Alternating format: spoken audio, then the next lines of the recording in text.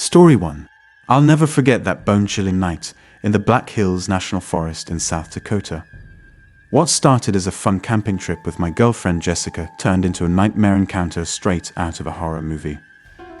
I still have trouble sleeping without seeing those soulless black pits for eyes and that grotesque, elongated mouth filled with rows of razor-sharp fangs. Jess and I were both nature lovers and camping enthusiasts, so we tried to get out to explore the wilderness together as often as we could.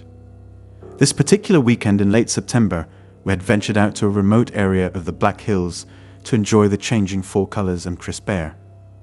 After hiking a few miles into the backcountry, we'd found a perfect little clearing to set up our tent by a bubbling stream. As the sun set over the pines, we got campfire going and cooked up some foil-packed dinners. Feeling full and content, we cuddled up close to watch the stars come out one by one. That's when things took a turn for the sinister. At first, it was just the sounds, faint growls and bone-chilling howls echoing through the trees that immediately put me on edge. We figured it must be some wolves or coyotes in the distance and dismissed it. But the guttural noises seemed to be steadily getting louder and closer to our campsite. Jessica was clutching my arm tightly, her body tense with rising fear. "Babe, I really don't like the sound of that," she said with a trembling voice. "Maybe we should pack up and head back before it gets too dark." I agreed it would probably be wise to leave and had started gathering our things when a massive figure suddenly materialized at the edge of the tree line perhaps 50 yards away. I gasped out loud, feeling like all the air had been sucked out of my lungs. It stood at least 8 feet tall, towering over us with an emaciated, elongated frame. It seemed to have a vaguely humanoid shape, but its skin was translucent, almost like looking through a cloudy pane of glass. As it stepped into the light of our dying campfire, it revealed a face that will be seared into my nightmares forever. 2 hollowed-out black voids sat where its eyes should have been, but its mouth, oh God, that mouth. It stretched impossibly wide in a permanent gaping grin, lined with teeth like thick, jagged shards of glass fused together. A pair of gnarled antlers protruded from the top of its elongated skull, twisting up towards the inky black sky. "W, what is that thing?" Jessica whimpered, her entire body violently trembling. I couldn't answer. I was utterly paralyzed by shock and primal terror. This thing seemed to ooze an aura of pure malevolence and dread, like staring into the depths of evil itself. That's when it opened its fanged maw wider and let out a deafening, gurgling roar that pierced straight through to my soul. A rancid smell like decaying flesh washed over us. Jess let out a blood-curdling shriek of terror as I fumbled for the hunting knife on my belt, holding it out in front of me with a trembling hand. Suddenly, the creature broke into an impossibly fast charge right at us, propelling itself with unnatural speed and agility while opening and closing that fanged mouth rapidly. I've never seen anything move so quickly. Jess and I turned to bolt in opposite directions. The thing blew past me and managed to snag her by the backpack, whipping her backwards with astonishing force. "No, Jessica!" I screamed at the top of my lungs.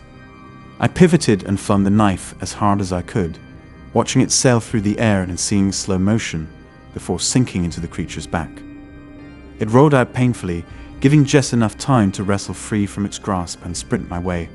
We instinctively clutched onto each other and kept running for our lives as fast as we could through the woods. We could hear the thing thundering along behind us, smashing through branches and shrubbery with reckless abandon. My cows burned and my heart was about to burst through my chest, but I didn't dare slow down. Up ahead, I saw a break in the trees and heard the soothing sounds of a rushing river getting louder. Then out of nowhere, a brilliant white light suddenly flashed all around us. So bright I had to squeeze my eyes shut. When I opened them again, the creature was gone. Just vanished. Jess and I collapsed on the shore of the wide river, gasping for air. "W, what happened?" She panted, her eyes wide with bewilderment. "What was that thing?" I opened my mouth to respond, but was cut off by a gruff male voice. "You were lucky, very lucky." We both whipped our heads around to see an elderly Native American man in traditional buckskin attire materialize out of the woods, holding a wooden staff with feathers and beads adorning it. He walked with a pronounced limp, leaning heavily on the gnarled staff. That was a Vindigo, an evil, cannibalistic beast, he continued in his gravelly voice. Very dangerous, very crafty. You were wise to leave your campsite once you heard its growls. Many people aren't so fortunate. Jess and I could only sit there stunned, jaws agape at this bizarre turn of events. The old man stared at us with knowing eyes, then turned and held his staff up towards the woods from where we had come running, closing his eyes and uttering some kind of ancient native chant under his breath. After a moment, a soft white light started emanating from the end of his staff, growing brighter and brighter until it illuminated the entire forest around us in an almost blinding glow. I had to shield my eyes with my hands until the light finally faded. It's gone, the old man said with finality. At least for now. With that cryptic remark, he abruptly turned and hobbled back off into the brush, disappearing as quickly as he had appeared. Jess and I must have sat there in stunned silence for several minutes, shaken to our core. All we could do was hold each other tightly and thank our lucky stars we were still alive. To this day, I'll never understand exactly what happened or how that old native man seemed to dispatch the Vindigo threat. All I know is that thing gave me a glimpse into the darkest pits of primordial evil, the kind that exists in this world to remind us that there are some horrors in this life beyond our ability to comprehend. And I have a feeling it was only through some form of ancient mysticism or divine intervention that we were spared its clutches that fateful night. I still wake up in a cold sweat some nights, haunted by visions of those hollow black voids for eyes, and that gnarled, faint maw mashing wildly in the darkness, hungry for the taste of human flesh. I'll never set foot in those cursed woods again. Story 2. I should have listened to the old native tales my grandfather used to tell me when I was little. He always warned me about the Vindigo, an evil, cannibalistic creature that roams the forests and plains, hungry for human flesh. But I just thought they were made-up stories meant to scare kids. How wrong I was. It all started a couple months ago when I decided to go camping alone in the remote Tanaga National Forest in Montana. I've loved the outdoors ever since I was a Boy Scout, and I needed to get away from the hustle and bustle of city life in Denver for a while. The first few days of hiking and camping were idyllic, sunny skies, fresh mountain air, breathtaking scenery. I didn't see another soul for miles, which was exactly what I wanted. On the fourth night, I heard some strange noises outside my tent that I couldn't quite place. It almost sounded like growling. I tried to dismiss it as probably just a bear rooting around for food, but the noises kept getting louder and seemed to be circling my campsite. I started to get an uneasy feeling in the pit of my stomach. Suddenly, the growling stopped and everything went eerily quiet. Too quiet. I grabbed my rifle just in case and unzipped the tent to take a look around, my heart pounding. At first, I didn't see anything out of the ordinary, until I turned towards the tree line. What I saw sent shockwaves of terror through me. It was approximately 7 feet tall, emaciated with sickly grayish-green skin stretched tightly over its bones. Its eyes were sunken back into its skull, just 2 hollow black voids. And its mouth, dear God, its mouth. It had rows of razor-sharp teeth lining its massive jaws that seemed to unhinge like a snake to open that gaping maw even wider. I'd never seen anything like it. It looked vaguely humanoid, but there was something deeply unnatural and evil about this thing. Almost like it went against the laws of nature just by existing. As soon as I laid eyes on the creature, every fiber of my being screamed at me to run, to get as far away from that malevolent entity as possible. But I was frozen in sheer primal fear. The creature seemed to sense this and started moving towards me at a slow, steady gait, growling deeply. That's when I raised my rifle and fired several shots directly at its head and torso. The gunshots seemed to have no effect whatsoever. It just kept coming, opening its cavernous mouth wider as if excited by the prospect of its next meal. Me. That's when I finally broke out of my trance of terror and turned to run as fast as I could deeper into the forest, adrenaline coursing through my body. I could hear the creature behind me, growling and making other inhuman noises as it gave chase. Tree branches whipped my face, and I constantly stumbled over rocks and fallen logs, but I didn't dare look back. At one point, I glanced over my shoulder for just a second and saw that horrific, gaping maw right behind me, teeth gnashing wildly. I let out a terrified scream and picked up my pace even more, desperation fueling me.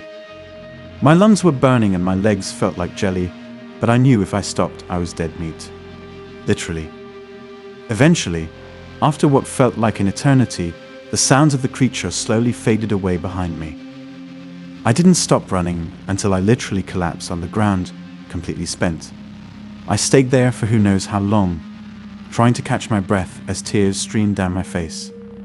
When I finally regained some strength, I tried to get my bearings on where I was. Of course, in my frantic fleeing, I had no idea which direction I had run, and I was now hopelessly lost in the vast forest. It took me 3 hellish days of wandering aimlessly, living off whatever plants and berries I could scavenge, while constantly looking over my shoulder in sheer terror, before I finally found a main road on the outskirts of the forest. I immediately flagged down the first car I saw, disheveled, dehydrated and borderline delirious from fear and exhaustion. They rushed me to a hospital in Helena, where I recounted my harrowing tale to the nurses and doctors. At first, they seemed skeptical, probably thinking I was some lunatic who had a psychotic break in the woods.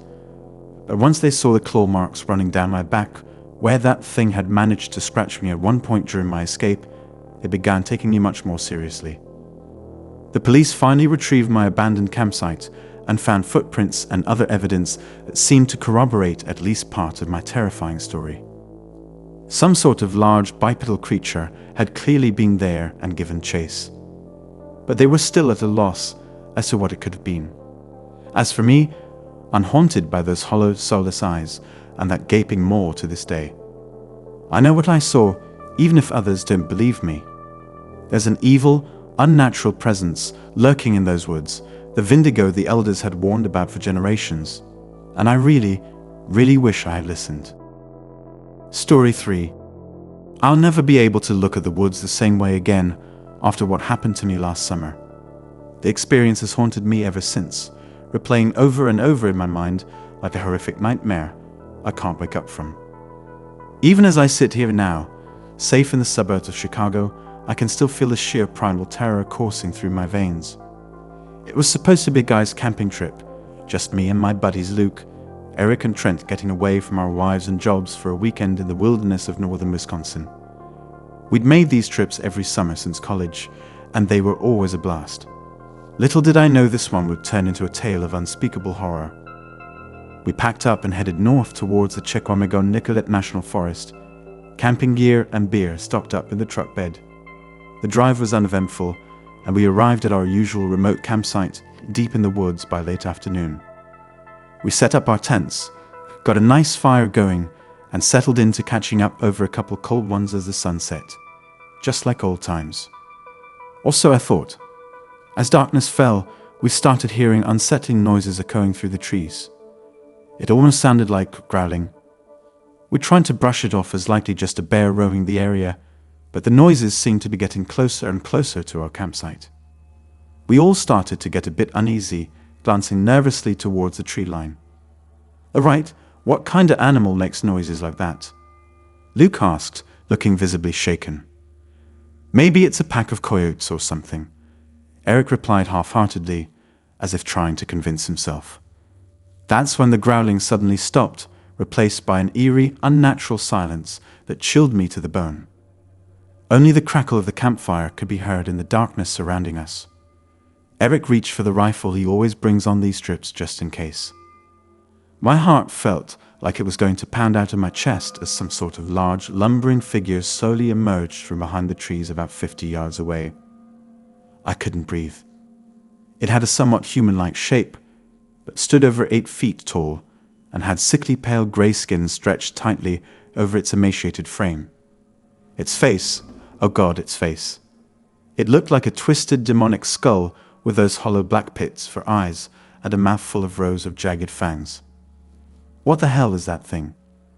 Trent gasped in horror.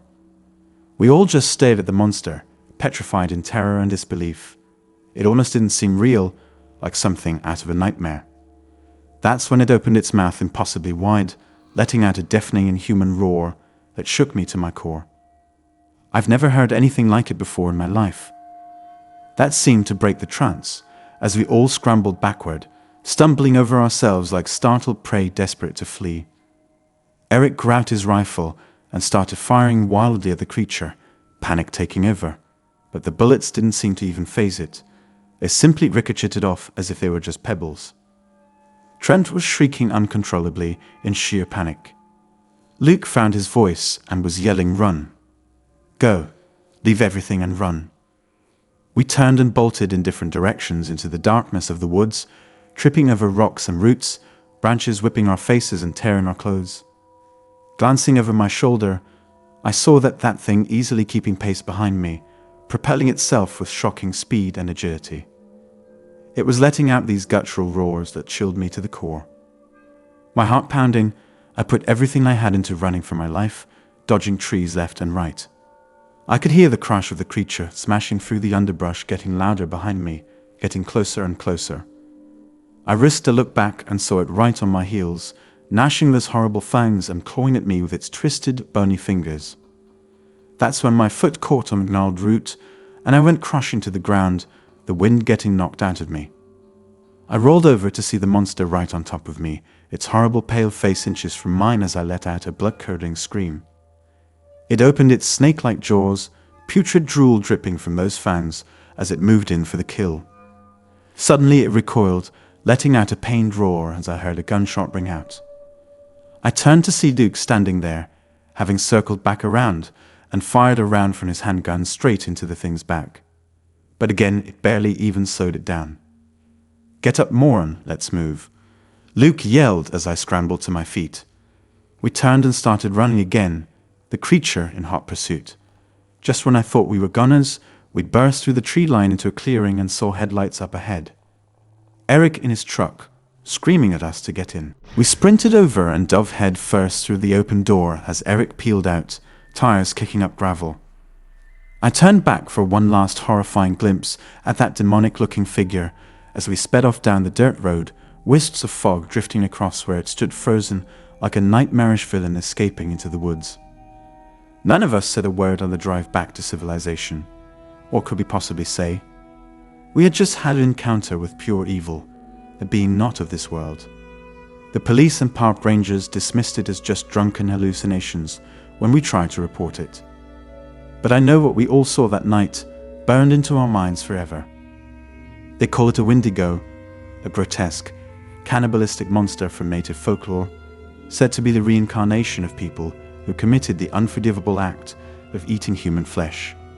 Whatever it was, I'll never set foot in those woods again. And I'll never be able to sleep peacefully without having visions of those soulless black pits for eyes, and that gaping, fanged maw haunting me endlessly.